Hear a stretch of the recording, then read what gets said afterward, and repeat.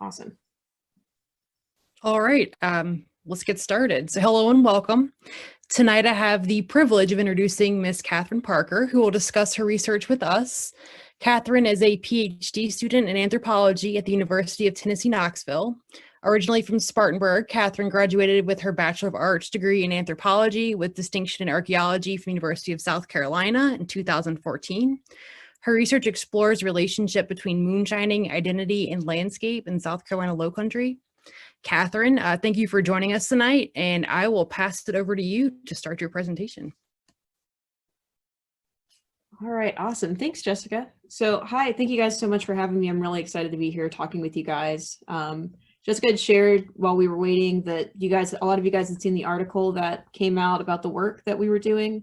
So we've been really fortunate to have some great documentation to kind of highlight the work we're doing, and it's always nice to get to talk to people, especially people who are actually from the Lowcountry who are interested in this kind of research. So I'm going to give a little bit of a talk that contextualizes a little bit about moonshining, because people tend to have pretty different backgrounds with that material, as well as a little bit about the specifics of what we're seeing on the project. And then we'll talk about kind of what we've been finding from the project as well. So like Andrew said, put any questions in the chat and I'll try to answer them as we go, and we'll have time for questions at the end, right, Jessica? I think so. Yes, yeah, we will, absolutely. Okay, excellent. So let me share my screen. Let me know if you guys do not see it. Let's see here. All right, is that coming through? Not yet, just seeing a black screen. Oh, there it is. We're good. Okay, excellent. All right. So I'm sorry the text over this picture is really aggressive right now. But I wanted to kind of start off with just a general picture of one of the stills that we found down in Francis Marion. So it's one we came across recently. We were doing some pedestrian survey in November. I'll talk about more of the archaeology at the end, but just for those of you who haven't seen what a moonshine still looks like as an archaeological site, this is just kind of a general view. You can see we've got some barrels down in the bottom left. The water level's pretty high. It's actually really close to the creek in this particular site. You can see we've got a couple of pin flags where we've found things on the surface that we wanted to map. So just to kind of get you acquainted with the area, with these sites a little bit in particular, let's see, this is kind of generally what we're talking about. So a little bit just about me. I get a lot of questions about why I got interested in this and how I started doing archaeology on this subject.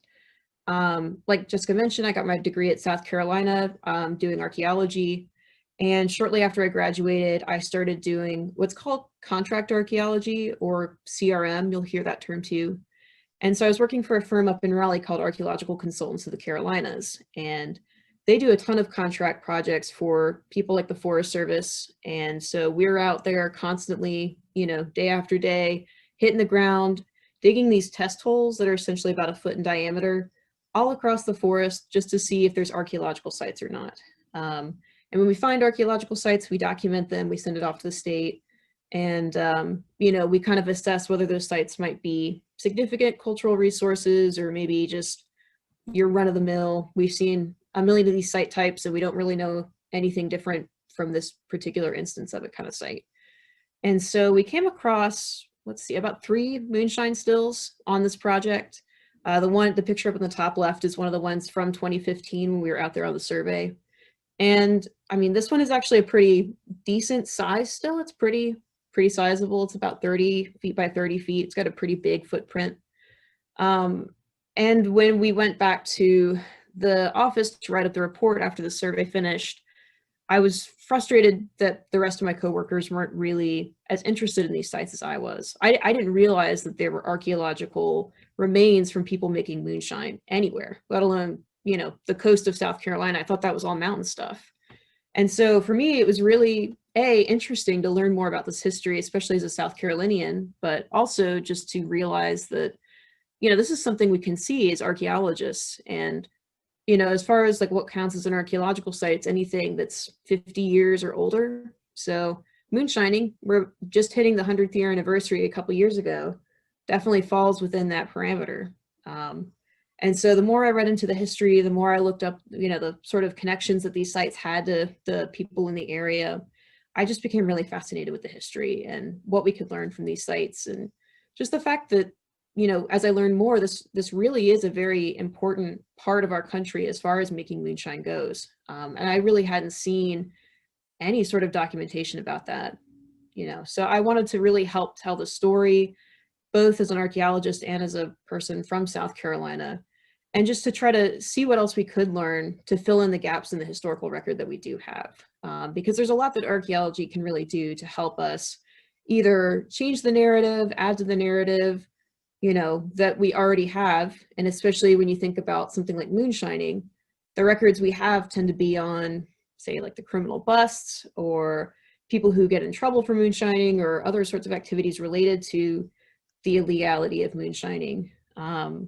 And a very particular kind of person too. We're going to talk about some stereotypes with moonshiners. And so I wanted to see if we could sort of flesh out that story a little bit better and try to really promote just how exciting this history is to people who are both here in the Lowcountry and elsewhere. So just a little bit about moonshine, also just to kind of get in the mindset of what things we might find on an archaeological site. This is a great graphic from How Stuff Works. So for those of you who aren't familiar with distilling or never been to a distillery, this is kind of the basic mechanics. Essentially, you've got like this big pot or kettle, some kind of container that you have your fermented grains in, and you heat those fermented grains and liquid up. And alcohol from that fermentation process essentially boils off and becomes a vapor. And so that vapor is caught by this cap arm over here. It carries it through this thump keg, which is essentially just a secondary distilling. It condenses that vapor and then reheats it. It's like a refining process to kind of increase the proof and the flavor. And then ultimately that alcoholic vapor that comes through the rest of the still is condensed a final time and collected. That's what's coming out here in the bucket. So it's important to think about what kind of materials make up a moonshine still. So we've got like metal pipes to carry all of this vapor around. We've got buckets, we've got barrels. We saw a picture on the sort of loading screen at the beginning with all those different oil drums that were plastic and metal, and a whole bunch of buckets, a whole bunch of individual jars, as well as like, you know, larger carrying containers. So there's a whole lot of different material that would go into essentially making and using one of these sites that we might see left behind. But beyond the still as well, that's also important to the site is this idea of concealing it. So what do you use to hide the still, since it's illegal, right? You don't want someone to find it, to sort of keep it covered from plain view, and also to keep it sheltered. You know, rain and other sorts of elemental conditions can be a factor. So how do you protect the still? We've got 4 main types of stills for those of you who are interested. I didn't know this going into it, that there were so many different types.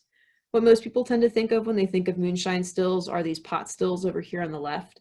It's sort of like your big turnip shaped keg, you know, that sometimes is buried up in a rock hearth, sometimes just buried in the ground. What you see with more modern distilling, however, is this reflux or column still. Essentially, it takes everything that's spread out on the ground, all these different parts, and it just combines it into one vertical column. So all of the multiple distillation parts, the condensing, it all happens in the column. So everything just kind of drips off that column and you've got your final product. It's a really efficient system. But as you'll notice, it's kind of tall. And when you're thinking about the landscape of the Lowcountry, it's pretty flat, right? So there's not that same relief in terms of steep hills or creek beds that we have in the mountains. So you have to really consider how the terrain you're working in influences the kind of materials you might use to make your still. So down here in the Lowcountry, the more common type that we tend to see is this one here on the left, which are the submarine or dead man style stills. And so there's a couple things that are like kind of key to clue into on this picture. One is just notice how low lying it is. I mean, it's coming up to somebody's waist, and it's also huge, right? You can fit a massive volume of alcohol, well, you know, mash in water to make alcohol in a single one of these. The other thing is that you can see, it may be harder to see on this picture because it's kind of small, but there's this row, this sort of mounted platform that the still is sitting directly on. Those are actually individual rows of cinder blocks. And so when we think about the archaeology examples, we're going to see those distinctive cinder block rows as one of the main signatures that keys us into, hey, this is a moonshine site. It's not some other kind of archaeology site. So this is by far the most common type that we see. It's usually got some kind of metal, either it's completely metal or it's got metal wrapped around like a wood frame, different kinds of setups. It's really all about the materials you have. And then last, there's these groundhog stills. Again, those are more common in the mountains where you've got steeper banks that you can sort of bury your still into. But sometimes you'll see them here. It's just trickier when the water table is as high as it is down in the Lowcountry. So just a little bit about the vernacular of making moonshine. If you're ever walking around Francis Marion, because we've had some volunteers that after the projects are out mountain biking or hiking that come across things that look like moonshine stills, and I direct them to this website as a reference. I love the title because it really does look like a pile of trash in the woods if you don't really know what you're looking for. So great website. I definitely recommend checking it out if you're interested in sort of learning the differences between trash piles and moonshine stills. A little bit about these archaeological signatures.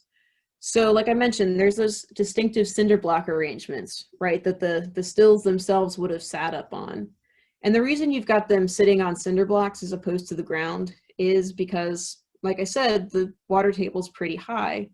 I think back in November when we were out there, we hit water in about a foot below the ground surface at the site, especially the ones that are right on the creek. I mean, if you remember from the title slide, the water is really pretty much on level with the site. So you don't have a lot of room to dig down to create the fire that you need to heat the still underneath unless you prop it up a little bit. So these cinder blocks are there to prop it up so that you've got that space to have your fire going underneath it. So that's definitely one signature we look for, especially down in the Lowcountry. Like I said, there's a lot of barrels and buckets and containers that go into making the still itself, as well as collecting what comes off the still. So seeing piles of those kinds of materials is pretty distinct.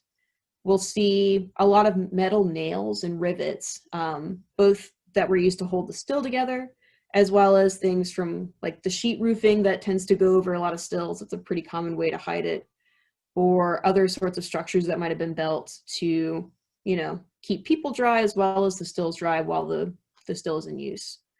And then as far as what we call features, or these sort of the soil stains and remains that are in the ground as opposed to just the things we can pick up and keep, we'll see evidence of burning from where they were heating the still. We're going to look at an example of a campsite that we found related to somebody who was hanging out near the still while it ran.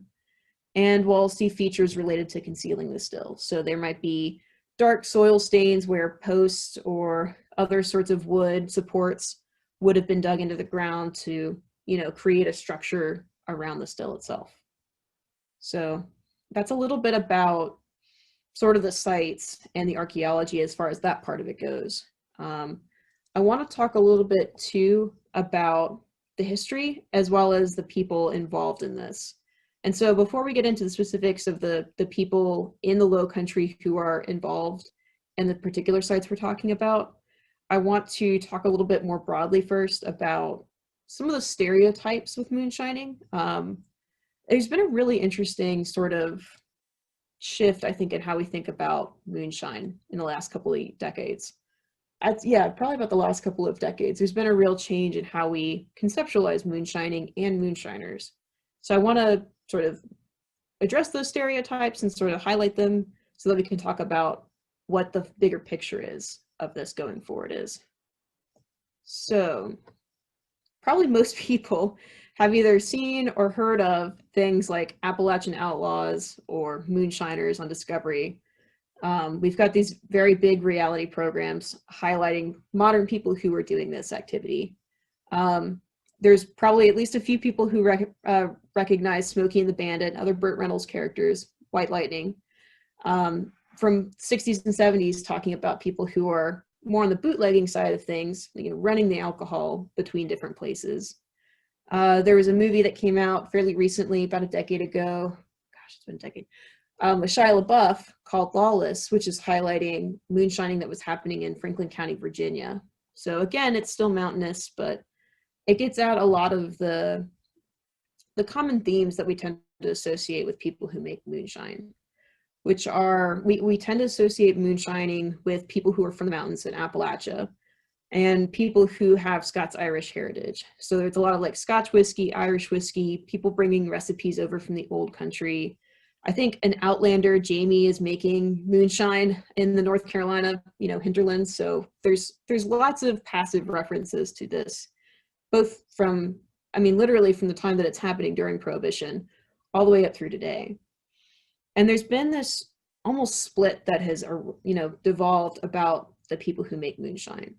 So on the one hand, we have more of the redneck stereotype, right? People who are poor, people who maybe are not the most intelligent, and people who are pretty blue collar, but maybe even a step below blue collar, right? So it's a very negative, harsh perspective of people who essentially are making this moonshine, but maybe can't keep themselves out of it, that don't really know much better and sort of need someone looking out for them instead or interfering. On the other hand, a very almost oppositional perspective is this sort of renegade cowboy Robin Hood figure. And for those of you who are familiar with Lewis Redmond from the upstate, absolutely very much a Robin Hood kind of character. So someone who's very family and community oriented, who's doing this activity to help support people who need help being supported.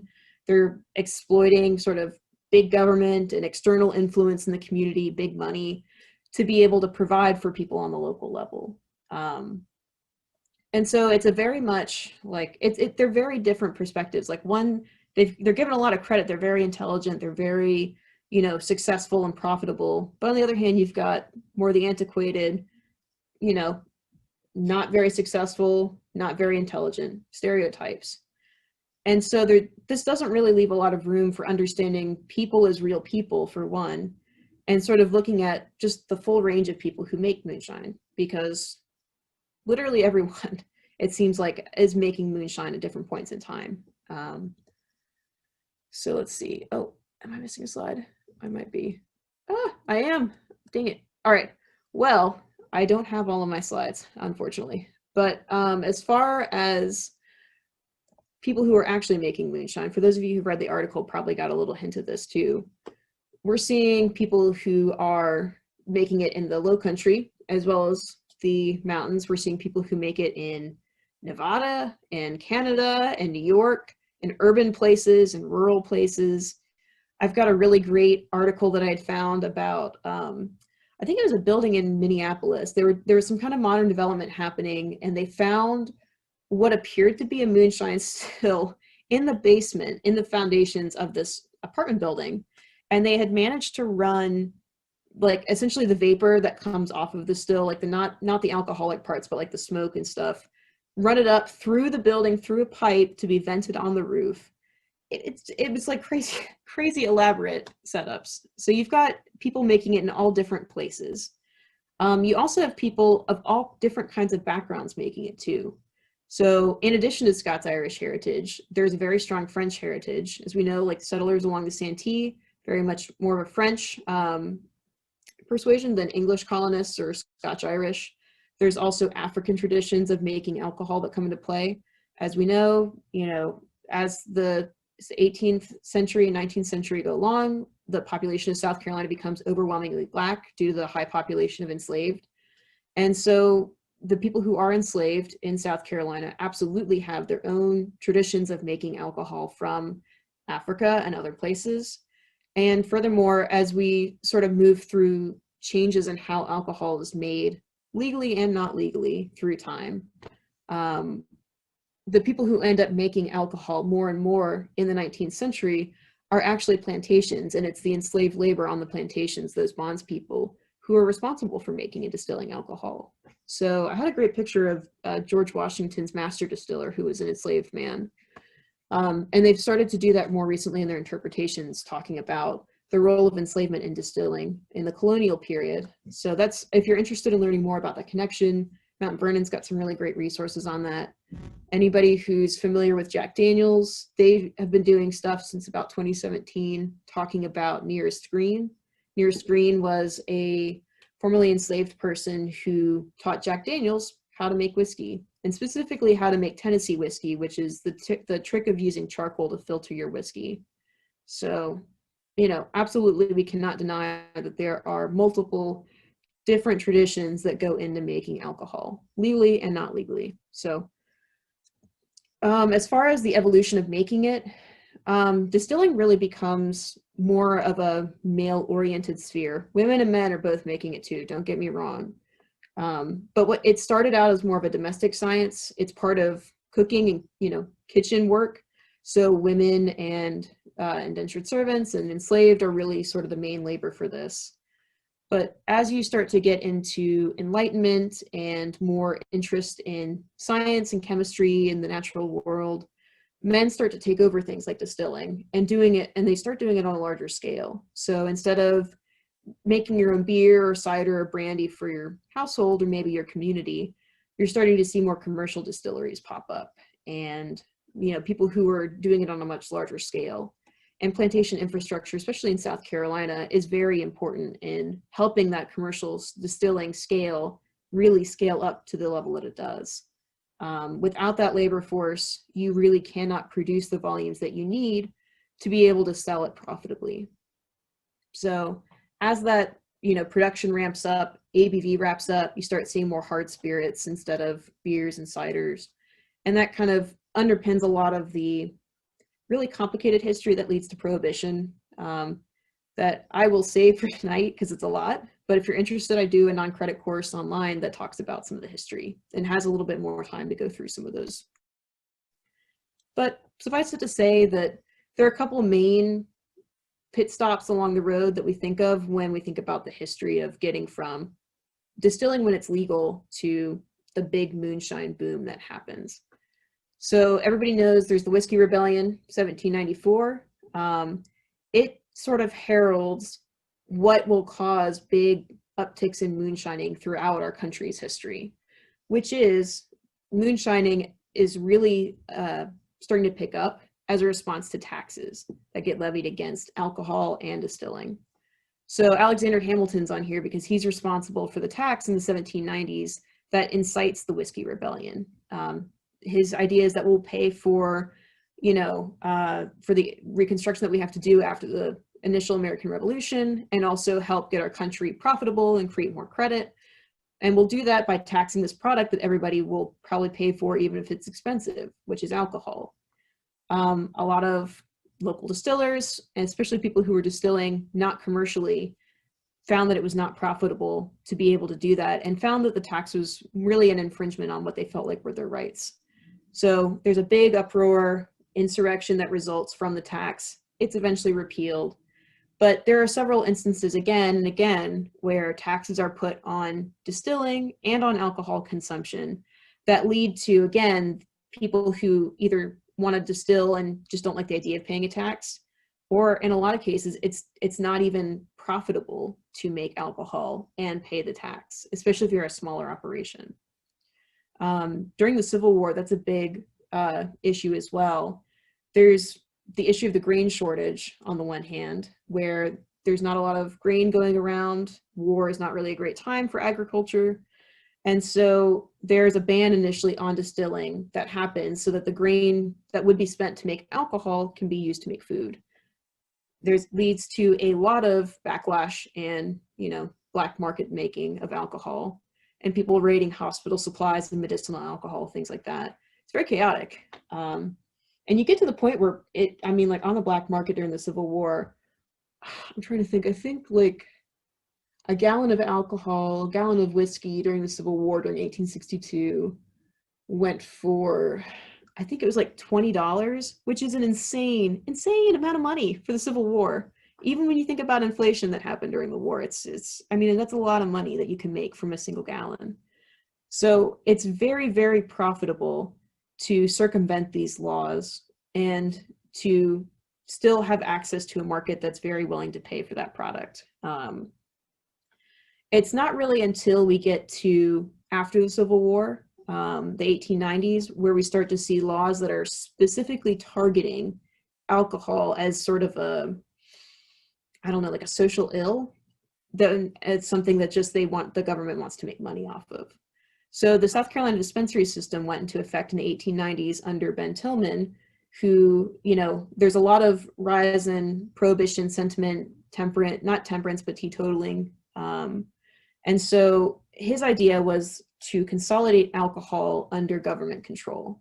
And there's two great outcomes as far as the government's concerned for this.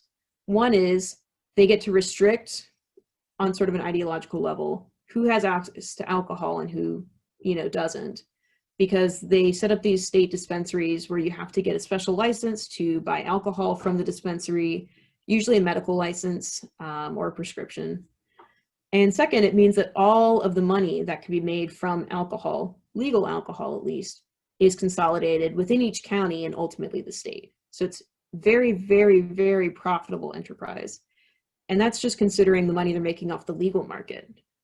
There's obviously, in response to this, a huge uptick in the amount of moonshine that's being made, again, because with this intense control and regulation over access and cost, there are plenty of people who want to find access to that product either way. So as far as the Villaponto family that we're going to talk about tonight goes, this seems to be the end of the Civil War and Reconstruction seemed to be a big impetus for the rise in the amount of moonshine that they're involved in making.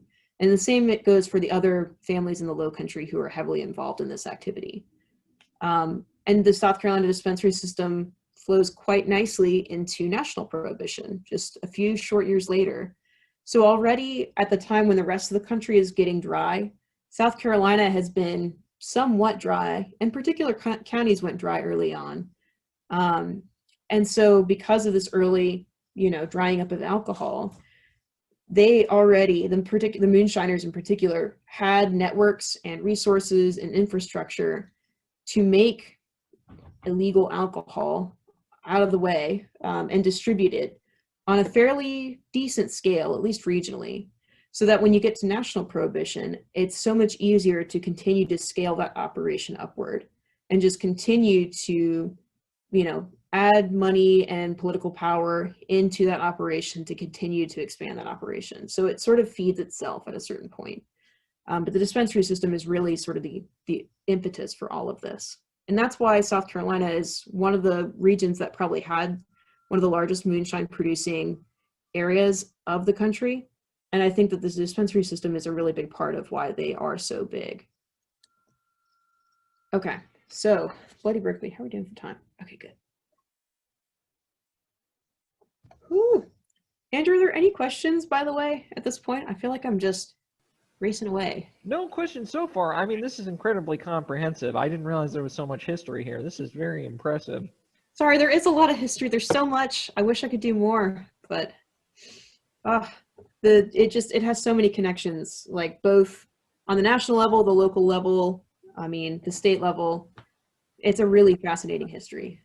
I'm primarily interested in the transportation methods because I'm sure it's easy to float these things down the river, or it must have been easy to move these things surreptitiously throughout the organization. But I won't get ahead of ourselves if that's down the road. So we will talk about that. I don't have a slide that shows the specific railroad spurs, but I'll take a second to talk about why Berkeley County specifically, it is a really good location for making moonshine. Because the transportation's a big part of it too. If you can't move your product, you can't move your product, you can't sell your product. And so the people who have access to the transportation resources essentially to do that are going to be the more profitable ones. So this is sort of where Al Capone comes in. So Bloody Berkeley. It's Bloody Berkeley because it's a bloody pain in Ben Tillman's rear end, and also because it does eventually become a fairly violent place during the early 20th century. So as you can imagine, when there's a lot of money and a lot of resources at stake, especially as the moonshining operations get bigger and bigger and the networks and the markets become bigger and bigger and further away, the stakes rise and tensions rise between people who have competing operations. Someone had emailed me a great story from one of their relatives that I think it was from Berkeley County. And they said that, one of their family members, kept selling out another groups moonshine stills, and it became this thing where they were selling out each other's moonshine stills. Like one group would build a still, the other group would tell the sheriff about that still, and it'd get busted. And so in revenge, family number one would tell about family number two still, and it would get busted. And so eventually, as a way to sort of keep each other in check, they started putting stills on opposite sides of the creek facing each other so they could see each other's operations. But because of that, you don't want to turn in one guy's still because you're going to lose your own. So there's sort of this rough tension, this rough balance that keeps these two groups both against each other, but also working collaboratively, right? Because it's both in their own interests and in the interests of the other people as well.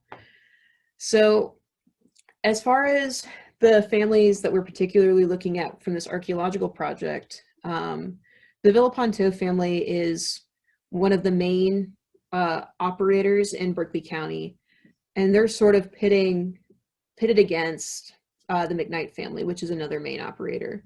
And there's a great article by Susanna Miles from 2015 that's online called Moonshine over Hellhole Swamp. I can post a link to that as well. It talks a little bit about the different families that are involved.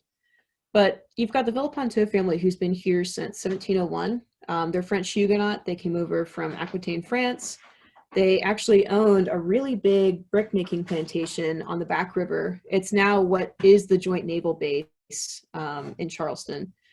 It's not like the developed part of it. It's probably some kind of weapons testing. I don't know. It's green forest on Google Earth. But anyway, there's a really cool thesis someone wrote about the brick making. But either way, the family's been here for hundreds of years. They were fairly wealthy and fairly influential, especially in the early Goose Creek community when they first get here. But shortly after the Civil War, as with a lot of Lowcountry families, there were a lot of economic changes to their fortunes. Reconstruction was not a very profitable time for them. And so moonshining, which probably started out as an activity that was very much more of a family-oriented activity. It's for a lot of people who make moonshine, especially now, the idea is that it connects you to your heritage and your past. It's something family members, generations before you made. For some families, the idea that certain recipes have been brought over from the old world or have been kept in the family for generation after generation. There's a real connection that people have to their heritage through making and drinking moonshine.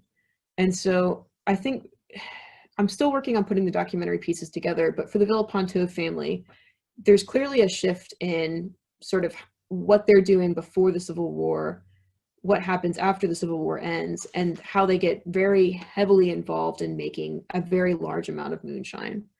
And soon they are, sort of at odds with the McKnight family, whose operation also has grown dramatically during this time period.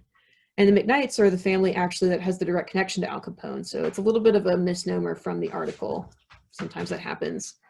And so you can see we've got a picture right here of Al Capone on the left with David Schuler, who's a local historian. Well, his grandson's a local historian. He's written a couple of great books. And then Glennie McKnight on the far right there. So, excuse me. There's been some rumors from historic Charleston newspapers and others accounts that this was sort of the southeastern headquarters of Al Capone's operation, which whether that's really the case or not is hard to say, especially when we think about the documentary evidence we have and whether we're going to see evidence of Al Capone on an archaeological site. It's maybe not as likely, but either way, there's an indication that this area was a very important region, important enough at least that Al Capone at least makes one stop through the Lowcountry to arrange some kind of connections or to kind of oversee how things are going. And so the tension between the Villaponteau family and the McKnight family does come to a head several times. And Ben Villaponteau actually dies from one of these encounters in 1926, I believe. So you can see there's a picture on the far right from the shootout. It was like noon on a Saturday that this happened. It was a drive-by shooting. Ben dies along with two others, Glenn McKnight's younger brother and Jervy Mitchum, who's working with the McKnight family. And so the feuding that really begins to erupt between these families, and I want to clarify that there is a lot of feuding in moonshine, but not everybody who makes moonshine is involved in a Hatfield and McCoy situation. But inevitably, when, like I said, there's a really high amount of money and resources at stake, you know, there's a lot of tension that's at stake too. So eventually there begins to be a fair amount of blood feuding that happens between these family groups, as well as the Cumbie family, who's very influential, Sab Cumbies, you know, the quote unquote moonshine kingpin of the South. And so that's actually ultimately what leads to the breakup of these operations. It's not that these stills end up getting busted to the point where they can't be profitable.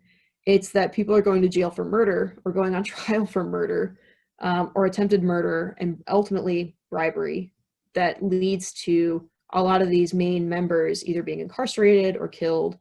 And it really coincides with sort of the end of Prohibition and the rise of the Great Depression. So there's a lot of factors that ultimately undo these major operations. But, you know, there's a really fascinating history you can read through the newspaper archives about the different activities, the violence that happens around moonshining. Let's see.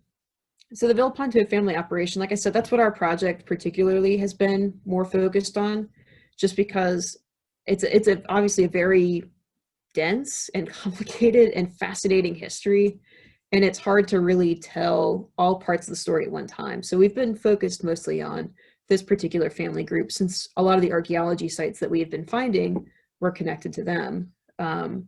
So you can see there's a historical aerial here. It's kind of hard to see the outline of the house just because the orange line goes over the top of it. But you can see, so this is where Benjamin Villeponto and his wife Mary lived with their kids, according to the 1920 census. And if you follow this red line out to the corner of the picture, you can see the oval over the location of where one of those moonshine stills that we found is located. This still is actually the one from the picture at the very beginning of the slide, the one where I was out doing field work in 2015. So it's one of the 3 that we found from that early archaeology survey. And so what we know from oral histories about, you know, people in all places making moonshine is that when you're thinking about where you want to put your still, there are a couple things that are really important. One is you need water. Obviously, there's a lot of water that goes into making the mash, as well as condensing the vapor back into a liquid, cleaning the equipment. Water is essential, so you need to be near some source of water. The second is that you need to be relatively close. People say within about a mile of some means of transportation, whether that's a mile from a road or a mile from a major waterway, so you can, like Andrew mentioned, you could ship something down the river, or in the case of what we're finding in Francis Marion, within a mile of a railroad spur.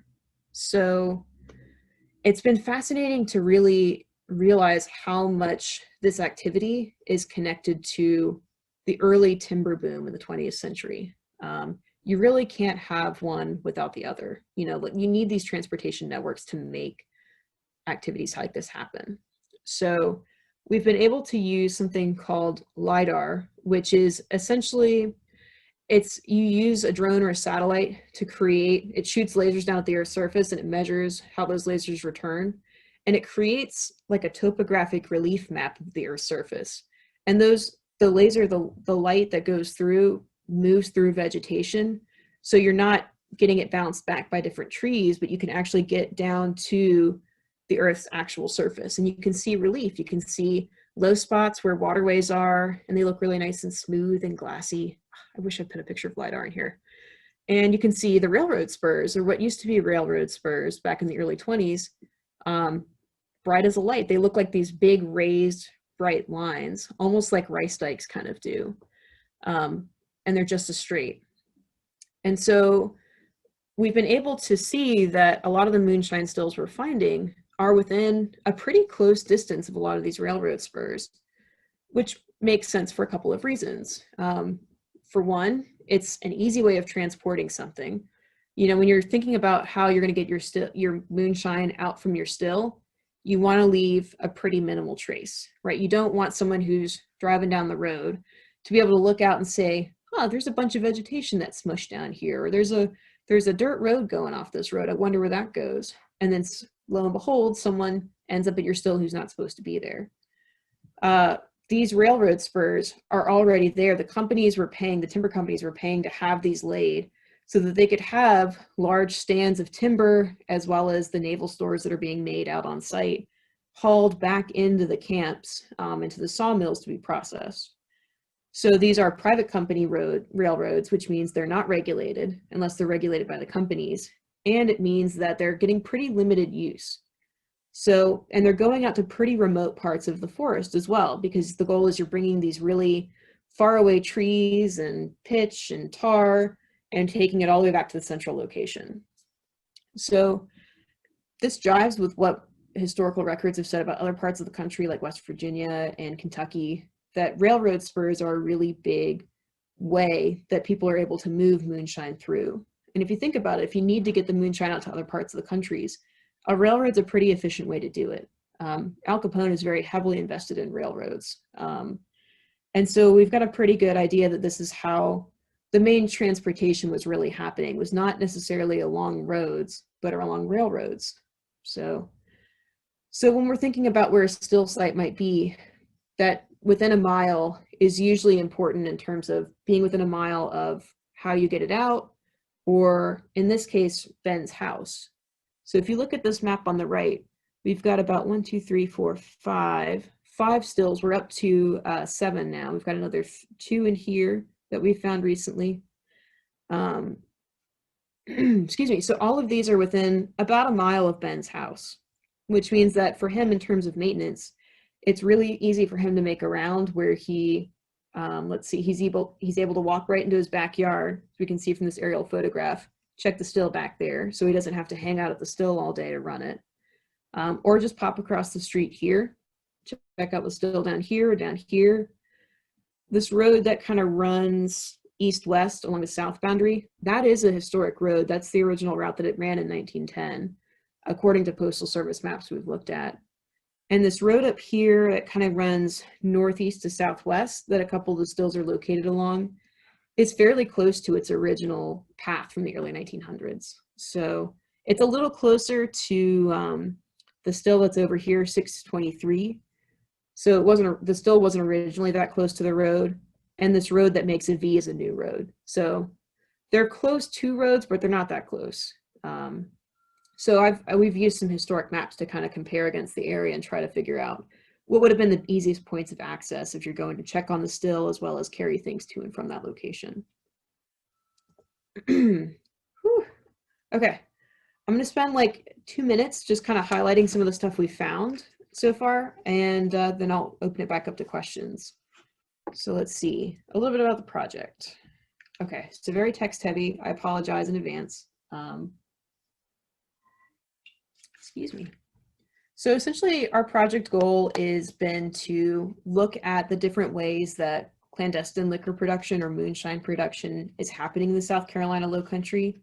And then what are the social and economic and political implications that it has for people who are making it and for the people distributing it. Because it's pretty clear that there's a lot of money to be made in this, right? So there's clear economic implications and how that changes people's financial circumstances from before they get involved in this to where they end up while they're doing it and what happens afterwards.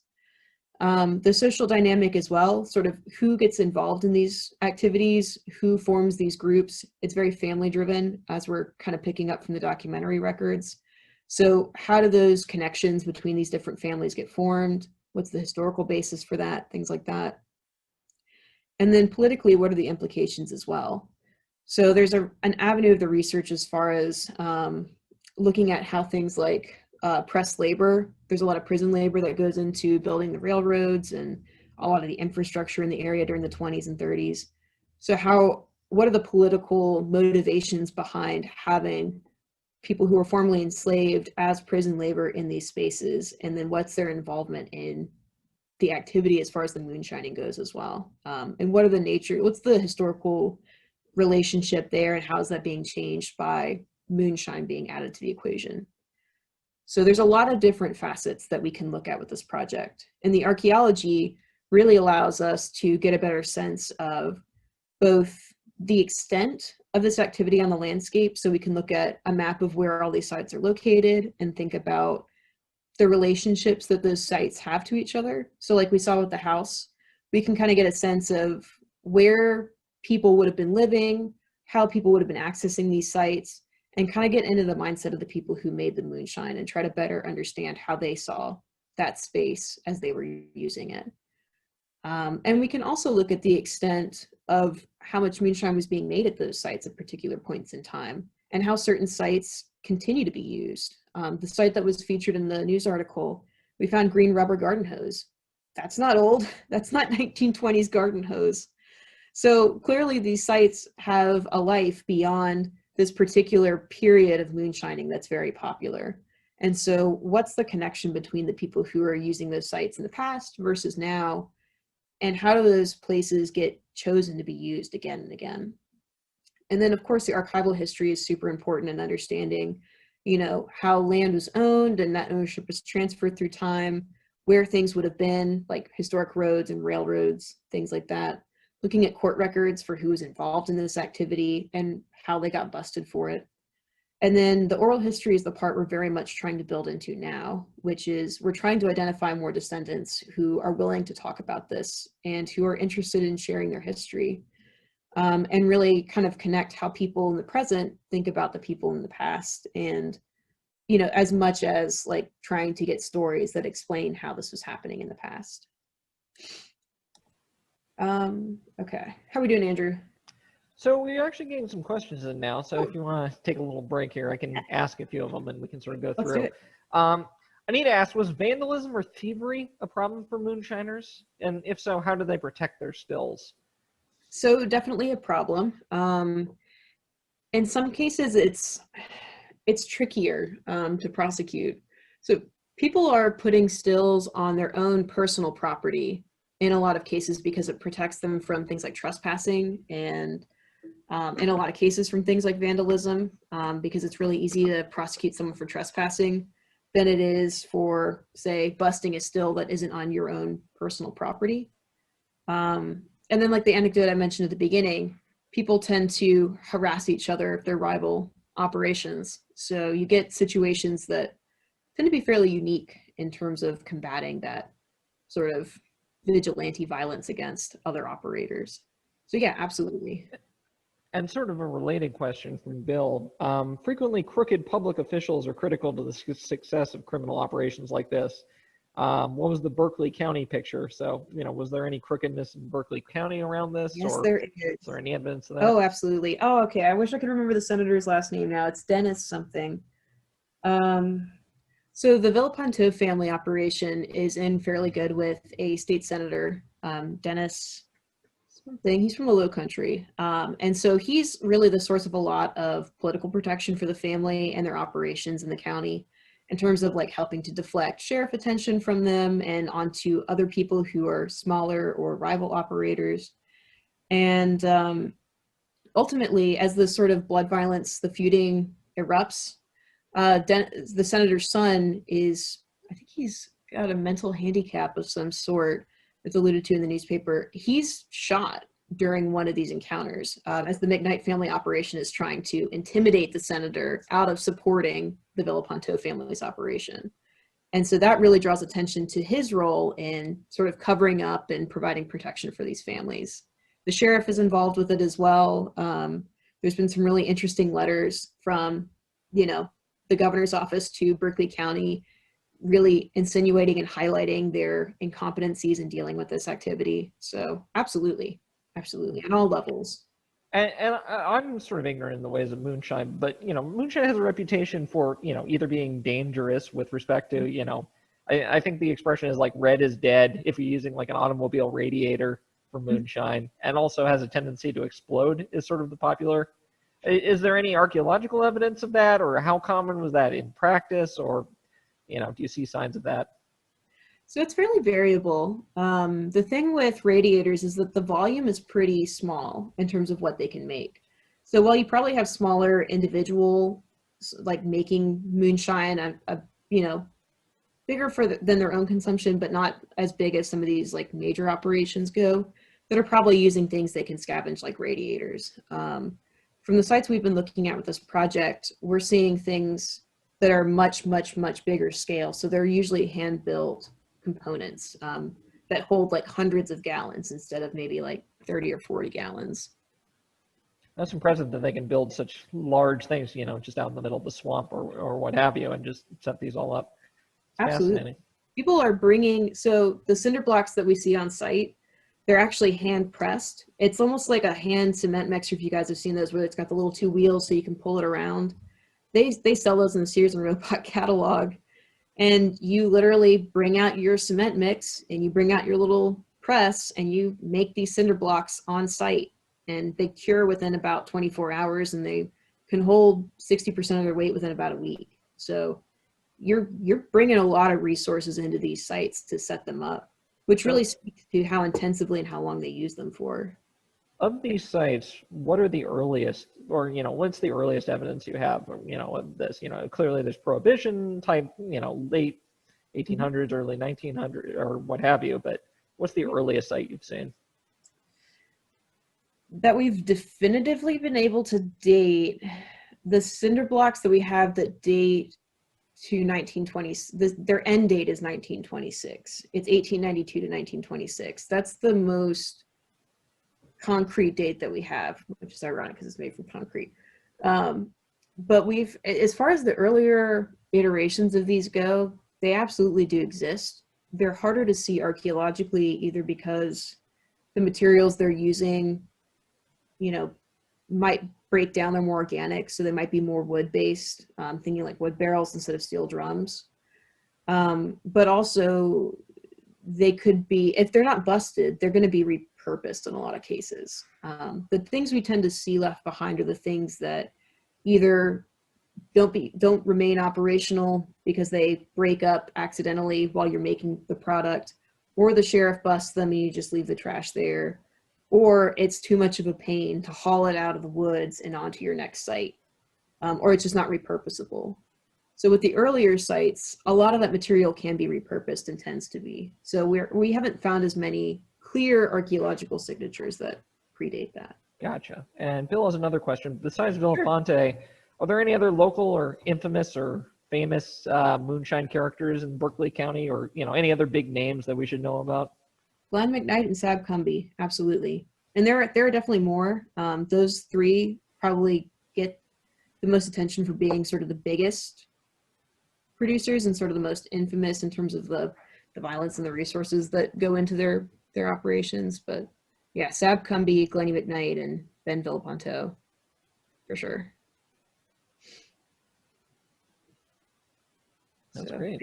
Yeah, any other questions so far? I'm just gonna kind of flip through these slides, basically like how we found the stills. We've been walking the creek drainages, and we've done some square test units that we could see from the article, just trying to figure out what the archaeological extent is of these sites. So just a couple quick pictures. Here's the picture of the campsite that we found that's beside the Moonshine still. It's about 10 feet away from where the cinder block rows are. So, and then just some pictures of our volunteers. We've had really, really excellent volunteers come out and help. And there's no way we could do even a fraction of the work that we've done without volunteer help. So, yeah. So that's kind of, there are probably many people here who are interested in doing volunteer work. How can you volunteer to be part of one of these expeditions? Ah, yes, there we go. That's the slide. you just have to email me. So I've got my website up here because it's got some, it's got pictures on the project. It's got a little bit of information about moonshining generally, and we're adding more about what we're finding from the project to that website as well. And there's a contact link with my email address, and I can put my email in the chat as well. And just essentially just email me, and I'll add you to our email list. And I usually hit up the email list whenever we're going out in the field and say, hey, we're going to be out these dates during these times. If you want to volunteer, let me know, and let me know what days. It doesn't require any field experience. We have people from, like, we've had 9-year-olds on the site, and we've had 80-year-olds on the site. All it really requires is that you can walk, you know, it's like a 0.2 mile walk from the road into the still. So just being comfortable enough walking in and out is really the only physical requirement that we have. So Absolutely. Volunteers are great. I love volunteers. Like I said, please, if you're interested, please come out and volunteer. So, yeah. No, this is fascinating. Besides the LiDAR and besides just sort of digging, what are sort of the common tools of the trade with respect to, like, if you're inspecting a site? Just sort of like the 30,000 foot overview. So yeah, we've got like over 50,000 acres in Francis Marion alone that we're trying to sort through for finding these. The LiDAR is a big key. So now that we know there's a correlation between, sorry, my cat is like attacking a box. Do you have to right now? Sorry. There's a connection between where those railroad spurs are and the site. So now we can know, okay, we find a spur on the LiDAR, we target that area. We've done some predictive modeling. I can go back to one of the slides with that on there. So this pedestrian survey map, the map down in the bottom right, if y'all can see that, we've essentially run a computer algorithm to figure out how far, we buffered all the waterways that are the right size for this. So essentially we try to pick areas that are likely to have stills, and then we physically just go and we walk. That's how we find them. We don't really do the shovel testing or digging holes on a grid like we do for most surveys to find these, because a lot of them have above ground remains. And we don't really need metal detectors to find the sites. We just need clear vegetation. So we generally try to do this work from about November to March. And then once we get to the site, there's a lot more tools we can employ. But for finding them, it's pretty much just good old-fashioned walking. And another one from Bill. Were the railroads and the timber companies complicit in the shipment of moonshine, or were they just sort of throwing them on without them noticing and then just pulling them off at the time? I think it's probably more of the latter. There's actually a lot of company correspondence complaining about the moonshiners. They're pretty pissed that they'll have like a supervisor go out to check one of the tar kilns. So these tar kilns are these big, donut shaped areas where lots of logs were piled up and heated so that the pitch could come out to make naval stores. And they've got these set up all over the forest. And that's what the railroad spurs are actually leading to, is in a lot of cases are tar kilns. And so you'll have a supervisor who goes out to check the camp around the tar kiln, and he finds everybody's drunk because they've been drinking moonshine all day. So they're like, what? This is such a problem. Like, get the sheriff out there. Like, go bust this up. So the sheriff comes out, busts the still, whether it's the right still or not, to sort of take care of the problem. So I think the companies are probably, besides like local management, there might be certain supervisors whose wheels are greased, but the companies overall do not like this activity. Understood. That's interesting. Yeah, it's so funny reading people's journals and correspondence about this. People are pretty heated. They put it in writing.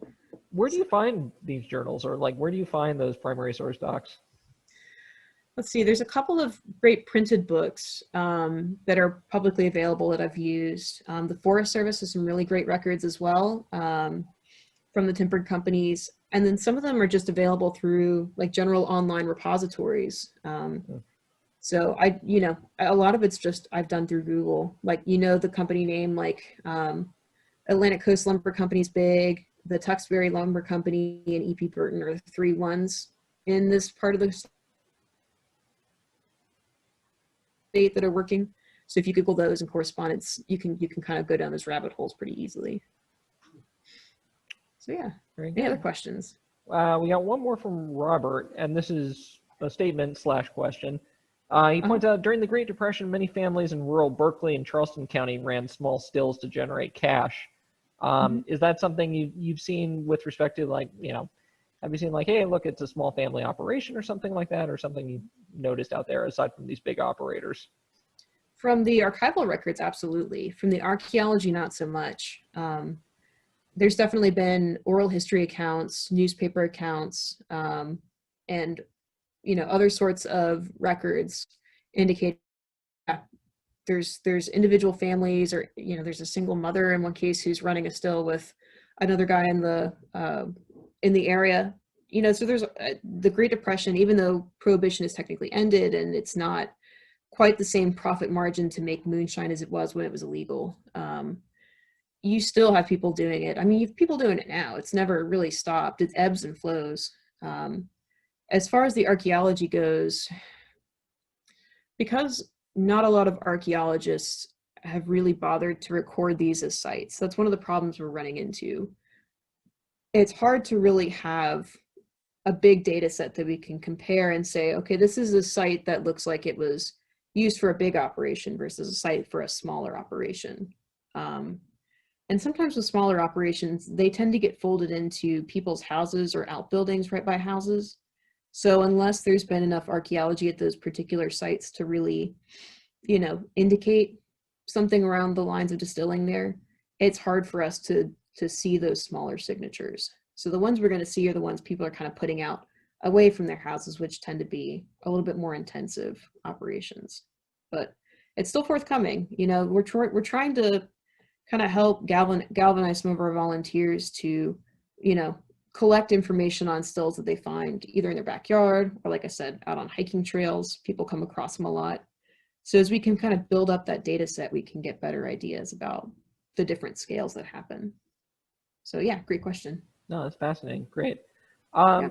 We've run out of open questions, but is there a chance we can get a copy of these slides to post on the website or, you know, post up somewhere? Because we would love to have these. Yeah, absolutely. I'm happy to share them here. I'll stop sharing my screen. Yeah, I'm happy to share those slides and any pictures, you know, if y'all are interested in, just let me know. All right, great. Well, thank you so much, Catherine. That was really fascinating. We appreciate you taking the time to talk to us. And I'm sure if we have additional questions, is it okay if I send you those questions? Maybe we can, you know, I'm sure people will have questions after the fact. That was a lot of information and just a lot of stuff that most of us probably have never heard before. So it's really fascinating. Yeah, absolutely. Please do. Yeah, I mean, send me, email me if you have questions. You know, if you're interested in getting involved, email me. If you have any stories, I love hearing more stories from people about, you know, their connection, their friend's connection, their great grandfather's connection to this. You know, it really is such a vivid and fascinating history in this part of the state. So. And I'm sure we'll have members that view the slides later if you can provide those, and we'll probably have additional questions as well. But Yeah. thank you so much for taking time to tell us about your research. And this is just really fascinating stuff. I had no idea that so much of this went into this. It's really cool, especially here in Berkeley County. You always think of it being a mountain thing, but you know, it's pretty neat. I know, that's the thing. It's like there's actually, I think Striped Pig is one of the distilleries in the Lowcountry. It's like the first legal one in Charleston. And they've done some pretty cool things as far as interpreting the local history and really kind of trying to help tell that story a little bit more broadly. But yeah, I know it's such a shame that we think about mountain people so much, and they're a big part of it too. But it's so rich down here in the Lowcountry. So. Well, that's fascinating. Well, I will definitely be in touch, and I will forward any additional questions we have your way. And in the meantime, I'd just like to encourage all of our members to monitor social media and the newsletter for additional information. Bill's been doing a great job of putting information out on the Facebook page for everyone. And we will also, I know that some of the articles have been shared that you're referring to, but if you have any additional articles, we'd be happy to push those out as well. For March, we'll have Dr. Naveen to discuss his recent book, The Grim Years. Oh, The Grim Years. That's a great book. I didn't realize you guys were going to have him come speak. That's so cool. I just purchased that the other day. You are welcome to join us. Jessica, your mic cut out, but yes, it's going to be good. Everyone is welcome and is encouraged to attend, and I believe it's whatever it is, the second or third Tuesday or whenever it is. It'll be up on the website. Okay, I'm going to have to keep an eye out for that. Thanks for the heads up on that. Yep. Oh, I'm back. Sorry, I had a moment of technical difficulty there. Well, thank you again, and everyone have a great night. Thank you Thanks guys all. for having me.